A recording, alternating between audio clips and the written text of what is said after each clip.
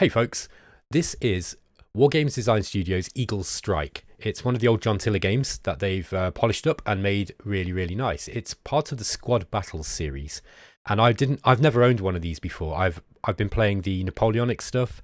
I've got the modern campaigns games, some of the modern campaigns games, and some of the other stuff. But I've never owned a Squad Battles game. This is like a tactics game. I'd say, at least from my cursory look, and I don't know this game well, so just be aware of that.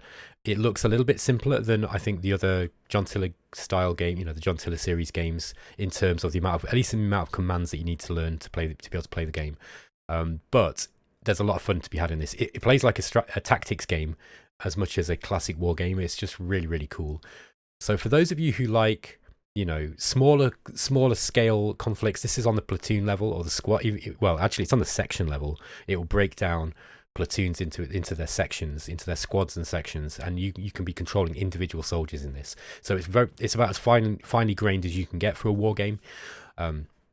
But yeah, it looks great to me. I've played a few through. I won one, and then I got a minor victory on one, and then I lost the others. It's actually quite difficult. Like I say, this is a World War II game. This is mostly covering, I think, the US's involvement in World War II. So the landings at Omaha Beach. So it's got the Normandy landings, the invasion of Normandy, and the Ardennes stuff as well.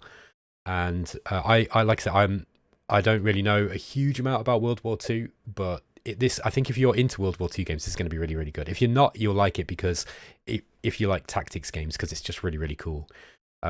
Before I jump into the game, just very quickly, there are free demos available on Wargame Design Studio's website for each of the series. So, there's one for the Napoleonic series, there's one for the World War II, kind of company level stuff.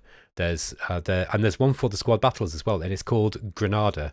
So if you like the look of this and you're not sure that you want to pay $40 for one of these games, they do seem a little pricey. They do go on sale occasionally, so they usually go down to about $30 in the sales. And every week, Wargames Design Studio have started doing a sale on one of their games, so you get it, like for 2/3 of the price essentially. However, if you do like these kind of games, they are well worth the money. They're worth paying full price for, because you get look at this one, 120 scenarios. And they're all different usually. Sometimes you get variations on the same scenario from with different AI and stuff. So just be aware of that. Like, you might see 120. And some of them will be this has got the AI for side A, this one's got the AI for the side B. So you just be aware that sometimes you will get duplicates, but they are different in various ways. But for the most part, the value on these games is astronomically high, because each one of these scenarios you can play multiple times and get loads of fun out of it. So yeah, they're highly recommended. But yeah, if you're not sure, go and check out the demos. Go and download Granada and check out that scenario. It's pretty cool. There's it's got about, I think Granada's got about somewhere between 10 and 12 scenarios you can play through, and it's free, so why not? Anyway, today we're going to be playing a Ranger challenge. Now this is the full version of the getting started scenario. It's actually quite hard. You're playing as the United States Marines in this one, I think, if I remember right. Now, the getting started scenario is a Ranger challenge, but it's slightly easier. Now, let's just read through the scenario.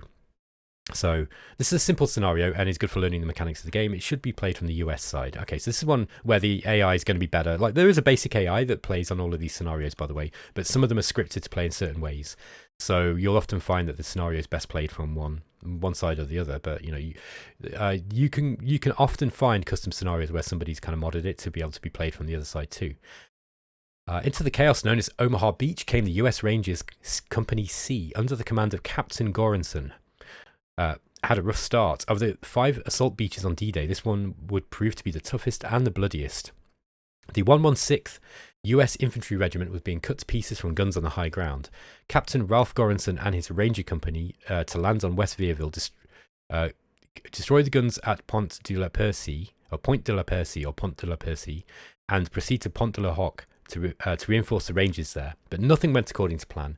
Upon hitting the beaches a little later than anticipated and not in the designated area, the men of Company C had to adjust to disaster. LCA 418 was bracketed by mortar and machine gun fire. The men of first platoon drove over the side as the landing craft burst into flames, or dove over the side, sorry, as the landing craft burst into flames. Cold, wet, and seasick, they were still rangers. Moving to the base of the cliffs overlooking the beach, they used their training to get above the beach. But this time, nearly 1/3 of the company was either dead or wounded. Still, they continued to fight. Okay. Second Lieutenant Moody and the men of the first platoon were confronted with a German stronghold in a battered German house near Veerville. A German strongpoint. Moody and 6 of his men charged in and took it. The Germans reacted swiftly and attempted to retake the house. During the fighting, Moody was killed by a sniper. The Rangers held their position and beat off all German attempts to dislodge them. Sergeants Belcher and Morrow in the meantime moved northwards, attacking a German machine gun nest. The valor of the Rangers in a moment of crisis would help turn a potential disaster into a bloody victory for the forces at Omaha. Okay, so this is actually what happened apparently in real life, but we get to play this scenario. So we're going to be playing as the US Rangers here. It's going to be really, really cool. Let's go. So we're going to play. We're going to be playing this side. This is how you set the AI. By the way, we're going to play the AI with automatic with Fog of War. Here's how you add optional rules. Now, for those of you who've seen the other Tiller games, you'll see there's a whole lot less optional rules here than there is in the other games. But you probably don't need them. Here we go. So this is our allied turn. Let's have a look at what we've got here. We've got this is the first platoon first section. Then we've got the first platoon second section, which is here. First platoon second section, look, and you can see all your troops here. So we've got Private Morris, or PVT Morris. He's the leader, and then we've got the section itself, and it's telling you what weapons you've got. Look, so you've got one of the guys has got an M1 Garand. We've got one with a BAR. We've got one with an M3 submachine gun, one with an M1 with an attached grenade launcher, and then we've got a guy with a satchel charge as well. So, so we've got various weapons, and these are the sort of like the special weapons that you get in here as well. Now, we've also got a mortar section. So here's Moody himself, Lieutenant Moody. And he's got a mortar section, a 4-man mortar section, and then we've got a 2-man bazooka team. So we're going to be able to make use of those too. We want to keep our leaders alive if we can. But the leaders, you want them in. You often want them in the same hex or nearby to the rest of your platoon. Your different sections, because they will give morale bonuses for if they get disorganized and that kind of thing. Okay, next we've got the second platoon first section. And we've got the second platoon, second section here. Now these guys, they've got an 8-man section, but we've also got the this is where the platoon machine gun is as well. We've got a 3-man machine gun team with an M1919 A4 30 cal MMG. This is a machine gun that you want to get into an entrenched emplacement and then use it to cover fire for the rest of your troops. Very, very useful. We've got a flamethrower here as well, which is going to be really, really good in assaults. Back in those days when flamethrowers weren't completely illegal to use in wars. Okay, we've also got Captain Goranson, and so this is the C Company commander. He's the commanding officer here. He's a captain, and then he's got an A grade, by the way. If you right click, you can actually see you can see some more information here about the various weapons and the sections. But yeah, he's an A grade leader, so he's really, really good. He's going to be you're going to want to use him to to coordinate the attack. He's also stood with a bazooka team, and we've got a radio here as well. Now we don't have, I don't think, any. I don't think we've got any artillery or air support. No, there's no artillery or air support on this mission because this was a bit of an ad hoc action. Let's take a look at the map. Here's the beach. As you can hear in the background, you can hear the sound of the ocean and the seagulls. What you can't hear yet is the booming of guns. Now, look, there's some villages down at the bottom here. By the way, this part of the map is we're not going to be playing on this. We're mostly going to be playing in this kind of area here. Okay, so it's quite small scale. I can't actually figure out from the manual what the scale of the hexes is. I don't know why. Usually they're in fact, let me check because it's usually on the Tiller website. Just bear with me, guys. I am curious to know. Okay, that was really easy for me to find. It's on the Wargame Design Studio squad battle site, and it's 40-meter hex, and the turns are 5 minutes each. So really, you're on a 12-turn game, which is what this is. You're basically going to be usually just a couple of hours, essentially. Okay, so yeah, we've also got a sergeant here. We've got Sergeant Atkins as part of the HQ section. And then we've got another mortar section here at the back. And I think we've covered all our forces. So we've got a couple of victory points that we need to achieve. We've got this one here at the top here. We've got this is this road entry. I'm assuming the reason why they need to take this is probably because this is a way for the Germans to be able to reinforce, you know, whoever else is fighting on the beach, you know, defending the beaches. And then we've also got this building here in this village, again by the it's by the road, and yeah. So these are the 2 points that we've got to take. Let's have a look at what we need to do in order to win the game. So let's go to the victory. So we need 30 points. Sorry, we need... So the way that the victory point system works in the Tiller games, right, is that you look at the side that you are on. Excuse me. You look at the side that you're playing, sorry. And then you figure out whether that side is going to get a major defeat, minor victory or major victory. Okay, so 30, 40, 50 and 60 points in this case. So if we were to take these 2 victory points, which are 50 points for the 2, and then we didn't get too much in the way of, you know, we killed more than we lost, essentially, because you get points for killing and losing troops and, you know, various pieces of equipment, then you would get a minor victory. Okay, so to get a major victory on this battle is going to be really, really difficult, because you've got to basically avoid getting a lot of losses, plus you're very likely to have to take both of these, or you've just got to kill a lot of Germans. Okay, and so this is all scored from the perspective of the American side. Okay, so we've got 2 sections. Oh, we've got 2 platoons, sorry, and we can break these down, right? You don't have to keep these all together. Now, I'm not going to go through what all the icons mean. The yellow. I think the yellow bar is a leader, right? Is a commander, but it's not. It won't be like necessarily a great commander. So yes, I think the yellow is a B level commander. The gold, the silver here. So the gold is like a commander, but the silver is a better commander. So in this case, this is Captain Goranson here. So he's our A class commander. I think the purple bar is a mortar, and then we've got the blue bar here. The light blue is a radio, and the you know, this kind of like sky blue, this kind of like more aqua blue is the maybe a flamethrower. I forget which ones these are now. Basically, each one of these bars basically gives you something different. So the red is a mortar, I think. The purple is going to be the bazooka. Yeah, you get the idea. It's just a way for you to be able to check at a glance what everything is. You can zoom in and out, and so this is like an overview. This zooms in a lot. This zooms in a lot further, a lot closer. Sorry, than the other Tiller series games. Usually, you've got one further zoom out than this, and it doesn't go quite as far in, which is a real shame. I really wish that the other games had this close zoom in as well, because I have to change my desktop resolution down to 1080 in order to play this. You know, to be able to kind of see it, because I haven't got bad eyesight, but you know, I don't want to be squinting up against my monitor.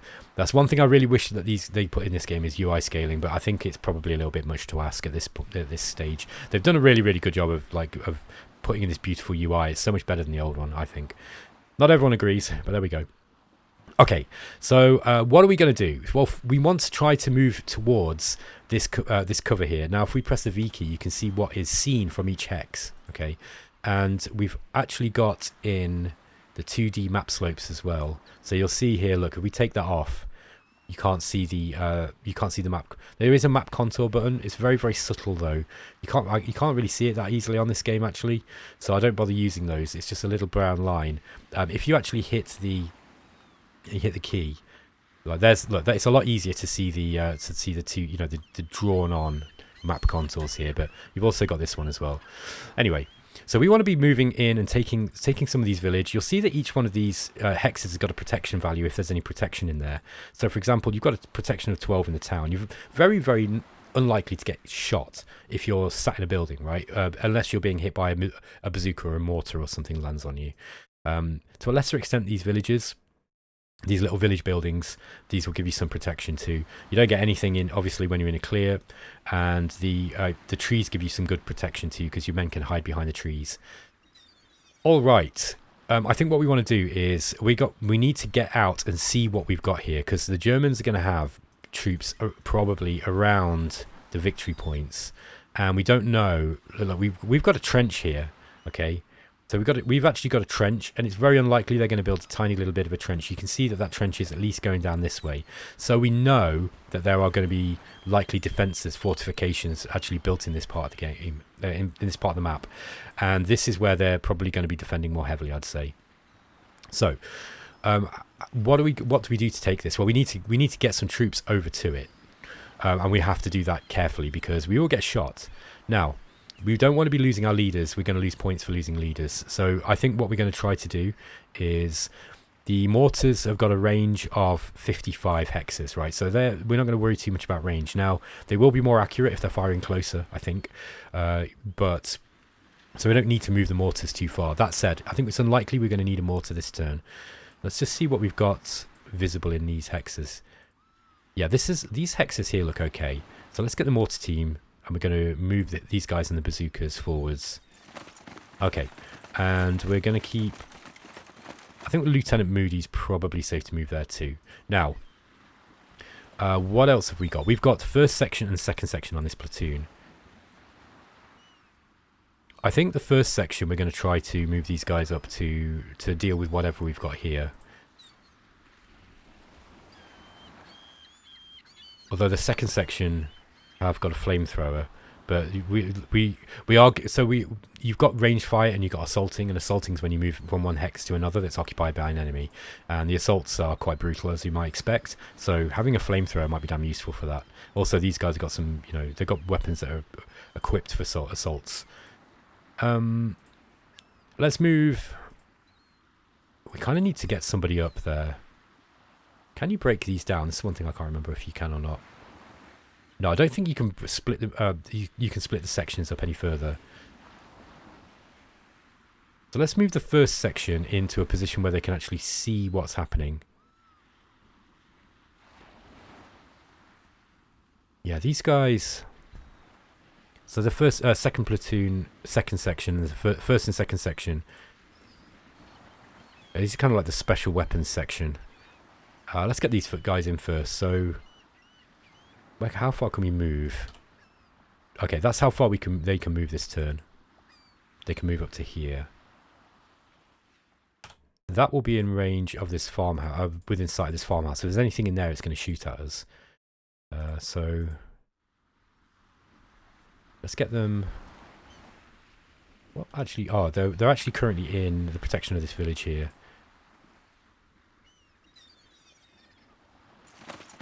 Okay. So I don't think they can move much further. Look, they've got six movement points left. Now the reason why they took so many movement points there, by the way, I think is because they're going up a hill. Yeah, they actually moved up a hill. Look, so they were moving up a hill. That's why they got less movement points. Okay. Can we move them into? Sorry, let me just see where we can move now. Yeah, we can only move up here. I think we're going to move them here, and I'm going to get them on the ground. So we're going to hit Shift G. These bars mean that they're on the ground now. These white bars.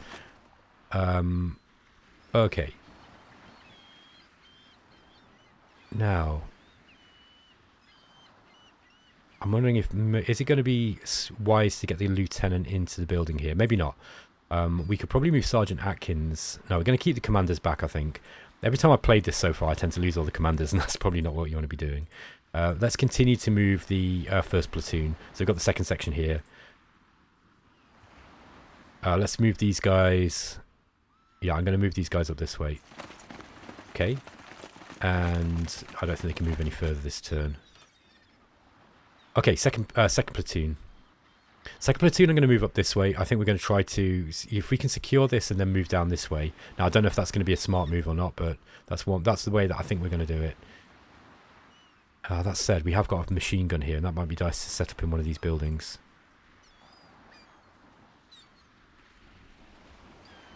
Okay, change of plan. Right, I think we're going to get the machine gun into this building here, because this building, look, is going to have sight over... You know, if we can move, we can get it, like into here, for example, or into here. We're going to have like a big range to be able to shoot at if anything comes at us. So let's move the machine gun first. Let's see how far these guys can move. We'll get the machine gun up to here. The machine gunner team. Then we've got the second section with Lieutenant Solomon. I think these guys are going to go. These guys with a flamethrower. Let's get these guys moving up this way too. Okay, we might be we've got to be a bit careful about overstacking penalties. To see how far these guys can move. No, they can't move any further. We're not going to be doing any combat here anyway in this hex, so we're probably going to be okay.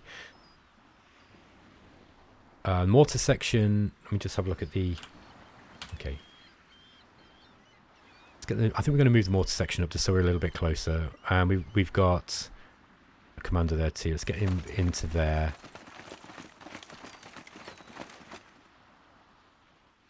And then we've got the lieutenant and this bazooka team. Let's get these guys into this section, into this part here too. And we've got the radio. All right, so that leaves the second platoon first section.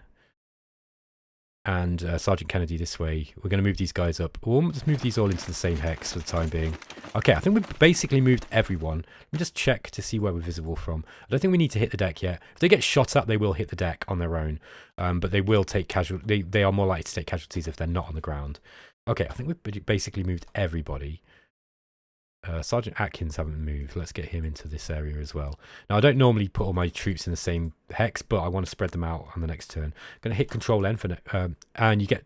This is going to save the battle just before you start. And there we go. Okay, so we didn't get to see any AI movement this turn, so we've not got any vision on anybody else yet. Okay. We probably want to move into one of these buildings. These are damaged buildings, look, and these are intact buildings. They've all got the same kind of protection level. You'll see that it says town here, XC. Now, the letters mean something. I think X means it's got damage, if I remember right.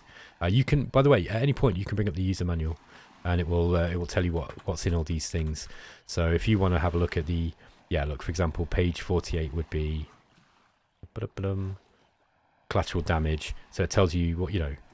Actually have a look at that. 5 values in modifiers, holding fire, terrain and line of sight. Sorry guys, I'm not going to go through this now, but yeah, you get the idea. That's how you'd look through that stuff anyway. If you want to just bring the manual up, it comes up really, really quickly, built into the game. I think we're going to move second section first. Sorry, we're going to move the second section if we can up to here. Now, are they going to be able to run that far? No, it doesn't look like it. In that case, I want to try to take a central position here because we've got look, we've seen trenches down here now. It's very likely we've got enemy in those trenches, but we need to be able to take this if we can. Let's move this bazooka team into this house. Okay, we're going to hit the deck. Now let's see what they can see. Okay, they can see this objective. It doesn't look like there's anything in here yet, but there might be hidden units. We're going to move the machine gun into... Sorry, let's just get these machine guns here. Oh, okay.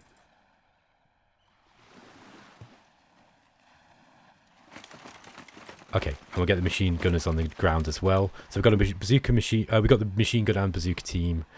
And the mortars are going to stay there. We don't have any smoke in this mission, by the way, so this is going to be quite kind of interesting. Let's get... Yeah, we've got this second section. Second platoon, second section here. Yeah, we'll leave the lieutenant. We'll get these guys into here too, I think. Now, these guys they're moving on the ground. That's why they're not able to move so far. What can we see here? Not a lot.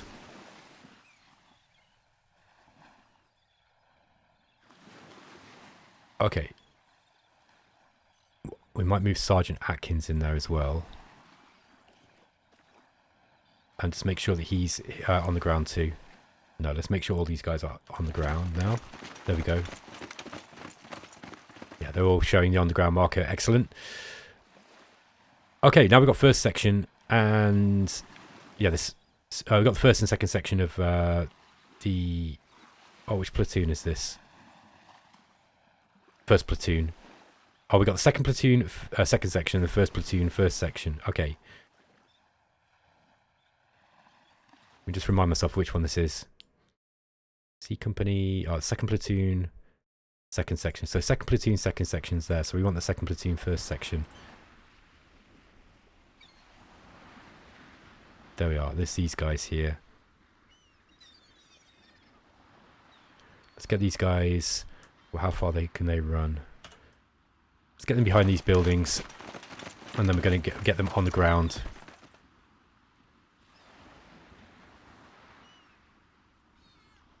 We've got this mortar section here in the bazooka team. Yeah, we just basically got our kind of like other units here.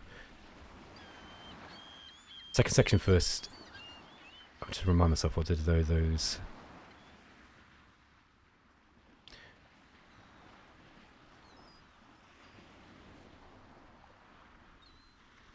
Yeah, we'll move these guys up this way too. Let's get these guys into this. Oh, they couldn't go any further. We're gonna have to hit the ground, hit the deck here. They might be a little bit exposed in this, in that ground. I misjudged that. So let's just get him. We'll get him there. He's out of the way. Yeah, I think everything else is probably good. Yeah, we'll keep the mortar here. Let's just end the turn at that. I think. Not made as much ground as I'd like to in the first couple of turns. Ah, look.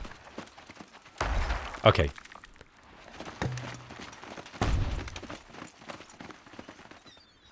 Okay, we're getting mortar fire now. They've seen us. Yeah, they're trying to shell us here. Oh. Yeah, this was a bad place for us to land. Okay, so we've lost a trooper. We lost a soldier already. That wasn't good. Yeah, and that was my mistake.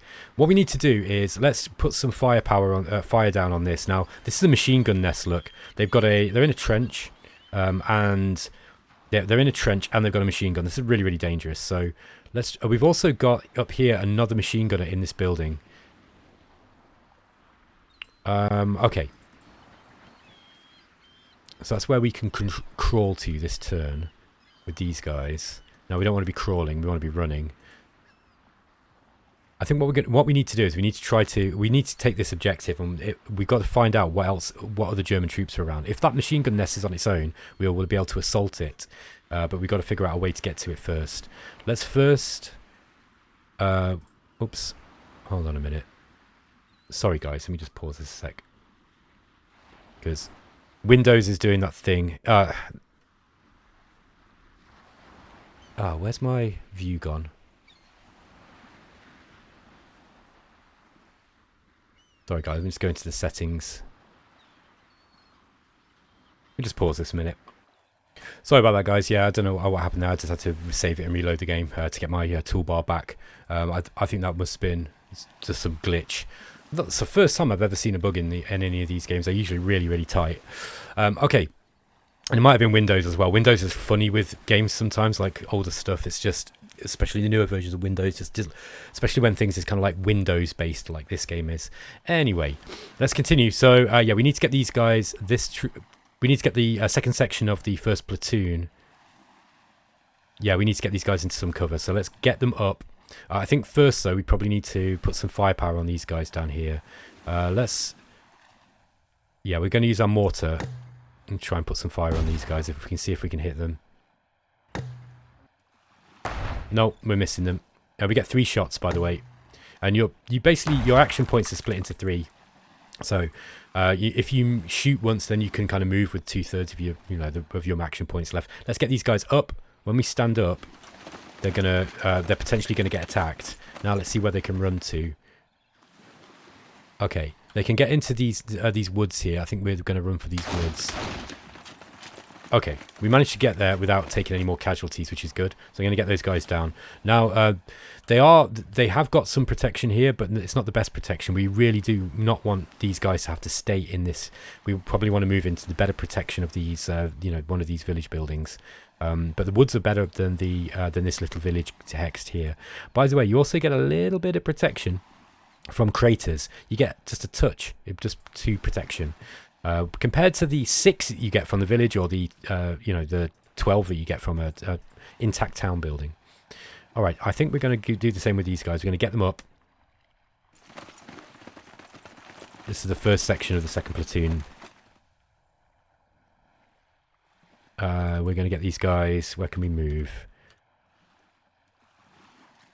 Let's move into here. Oh. Okay, we found a troop. Looks like we got a 5-man team. Now, you don't always know how many men they've got, but if you can see them clearly, then you'll be able to, it'll actually tell you exactly how many men. You're not always going to be able to see the morale and that kind of stuff. Right, let's get these guys down into, we're going to get them on the ground, and then we've got some action points left, so we're going to shoot at these guys. Yeah, I think we're going to shoot at them. So we're going to make sure, we're going to use all our weapons, and there we go. Let's just take that view. So yeah, we actually managed to pin them down. That's really, really good. That means that when they're pinned, they're easier to assault.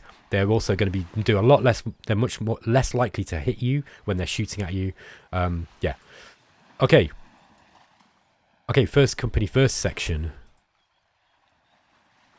Yeah, I think we probably want to keep the two sections close together if we can. Let's get them up off the ground. Where can they move to? Right, let's see if we can get these guys past. This might be a little bit dangerous, but let's see if we can get them. Yeah, we're going to do it, I think. Okay, we managed to move them into position here. So that was good.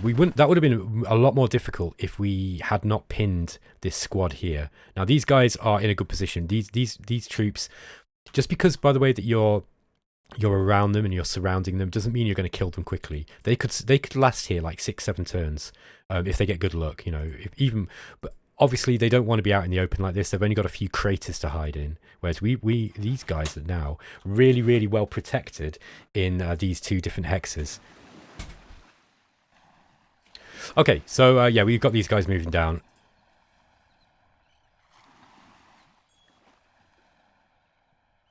Oh, it's done it again. Hold on a sec, guys.